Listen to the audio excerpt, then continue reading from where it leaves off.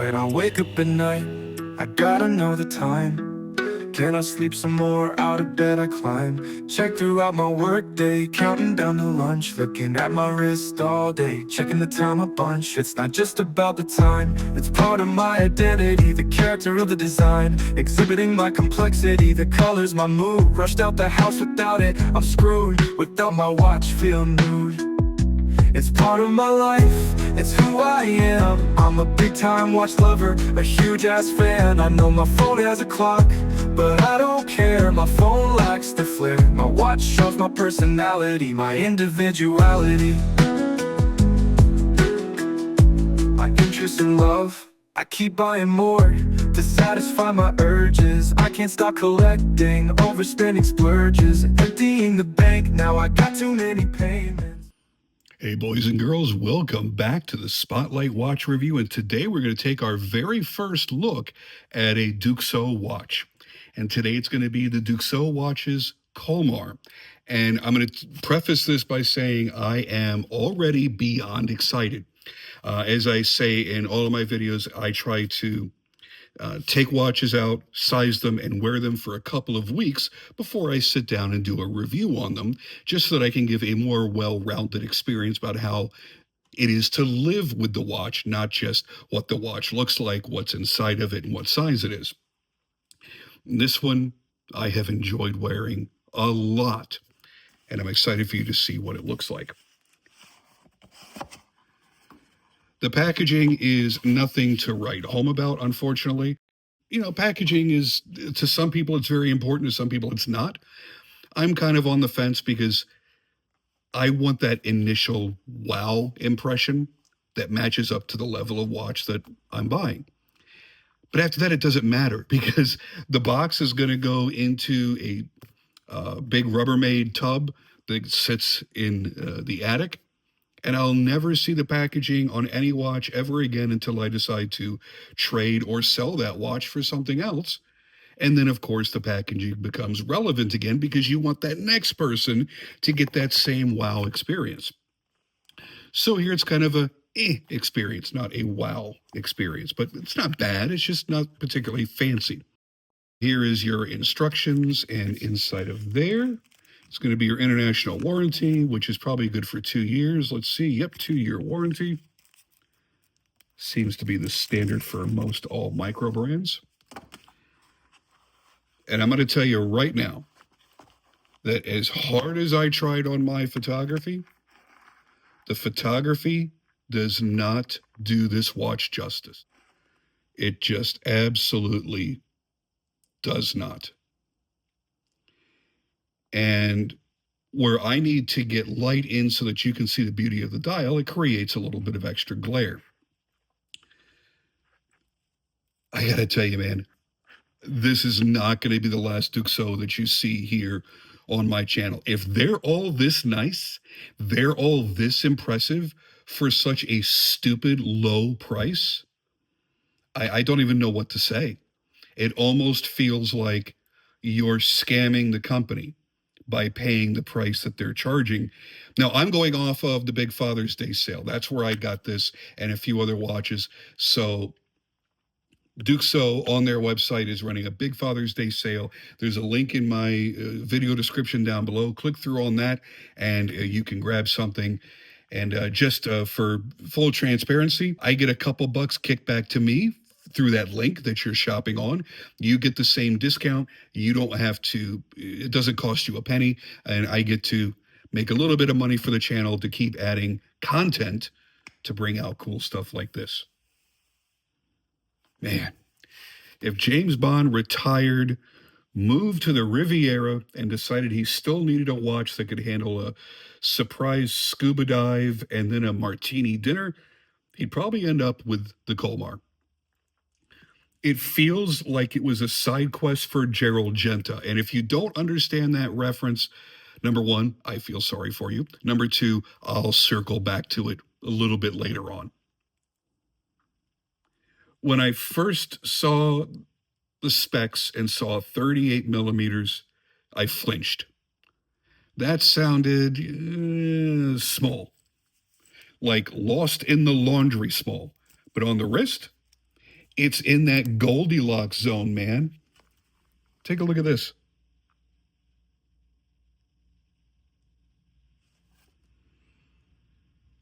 This is absolute perfection for the size of my wrist. Now, I'm just about a 7.5 inch wrist, just under an 8 inch wrist, and look how wonderfully it fits. It's not too big, and it doesn't look or feel too dainty. And that rare blue dial is absurdly good looking. It's got a nice waffle pattern to it, or grid pattern, however you choose to call it. And then you go from this beautiful royal blue, and it gradually gets darker and darker and darker out to the indices. And in the sunlight, oh my God, that color just pops.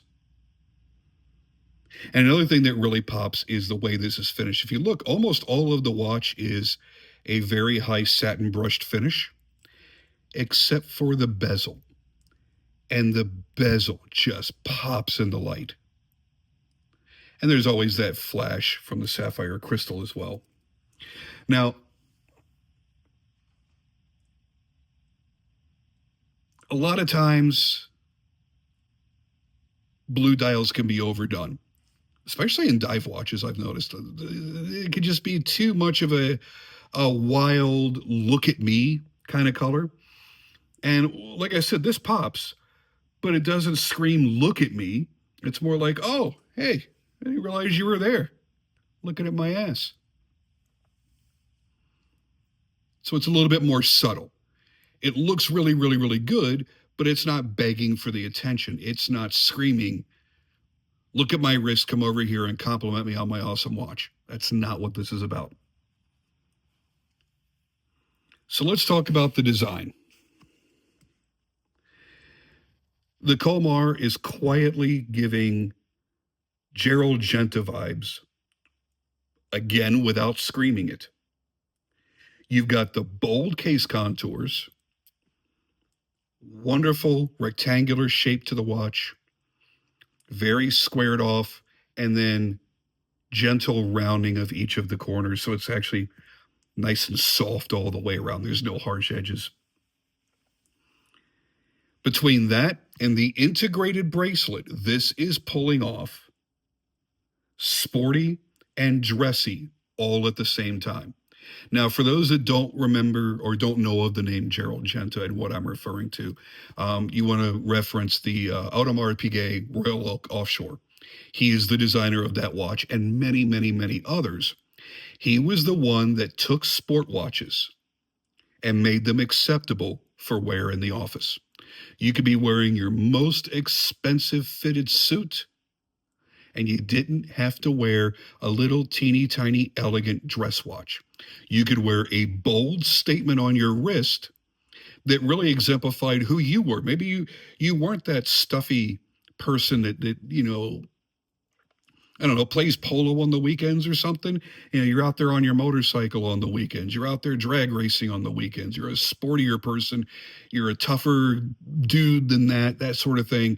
You had that rugged, sporty look, and it was slim. It was somehow elegant.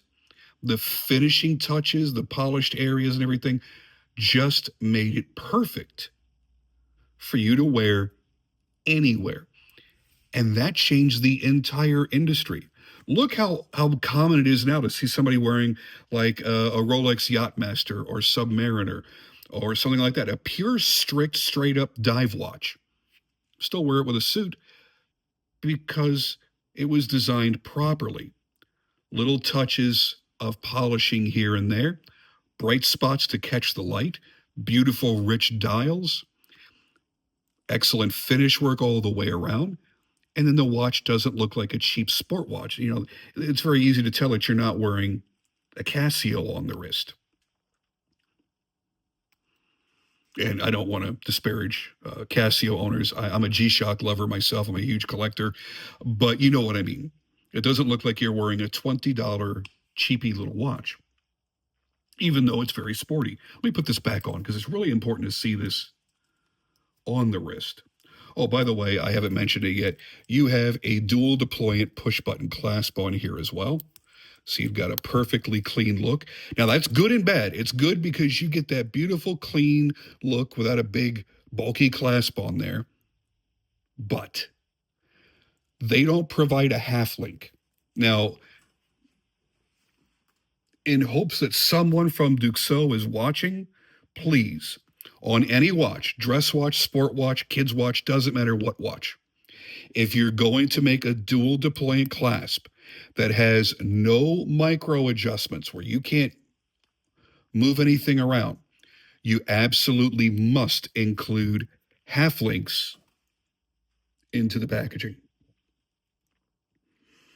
Because I'm lucky right now at my summer weight, because we all shrink, our skin shrinks a little bit in the winter, in the cold weather, and it expands a bit in the hotter, more humid weather. And your weight can fluctuate too, obviously. So for me right now, with my, I'll call it my summer wrist, it fits perfectly the way that I sized it. I think I took out 2 links, and it's perfect. But in the winter, this is going to be flopping around on my wrist. That's going to be too annoying. And if I take a link out, it's going to be so tight, I won't even be able to clasp it. The half link is the magic key that is required for every watch ever made with a dual deployant clasp, period. Oh man, again, look at that dial.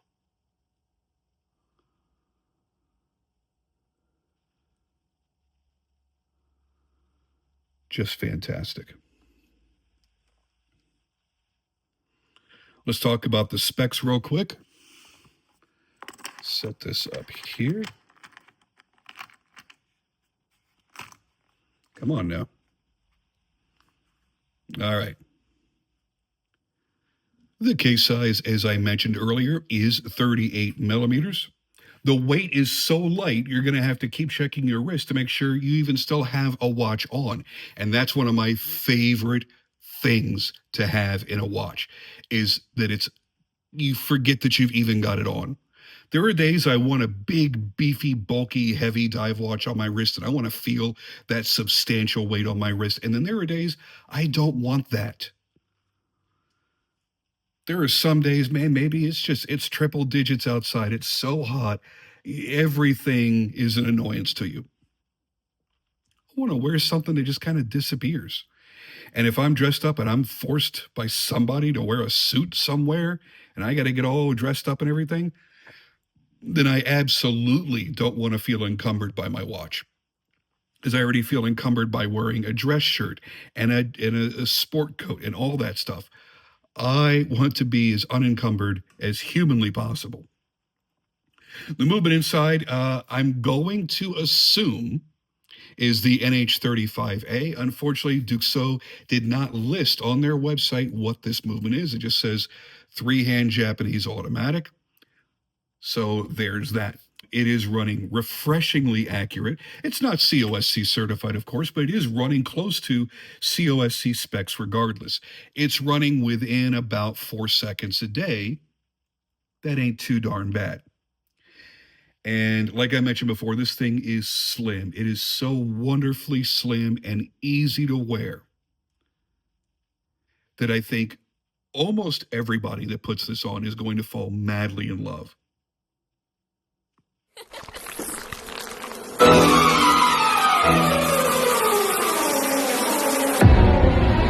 Please like and subscribe. So, in a world where watches often scream, look at me, notice me, or mortgage me when the time comes, the Kmar quietly says, you're welcome.